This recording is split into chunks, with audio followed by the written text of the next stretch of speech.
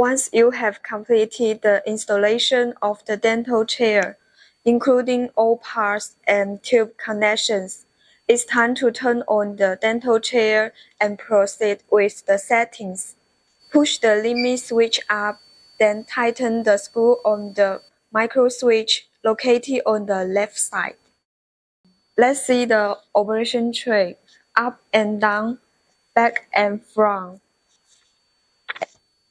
Setting and water heater. When you require hot water, simply press the heater button and the heater will automatically start working. It will stop once the water temperature reaches approximately 36 to 40 degrees. Hospital washing water cup giving. Power switch for LCD.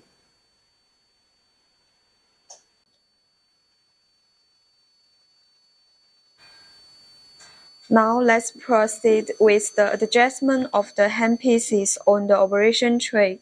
The high-speed turbine requires a pressure of 0.268 MPa, while the low-speed handpiece requires 0.32 MPa. Ensure that the working pressure does not exceed the recommended walls. Adjust the air walls and water walls located below the operation tray as follows. The regulators for water, including those for the three handpieces, whisper, and scalar water, can be easily adjusted using your fingers. No need to bend down.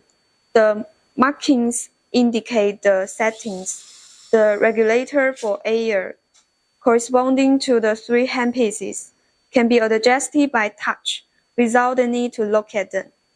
Note the presence of a wide round scalar E-control, which is used for scalar power supply. Moving on, the operation tray is designed to work with purified water. Here's how to access purified water from the water bottle. Ensure the water bottle is securely closed.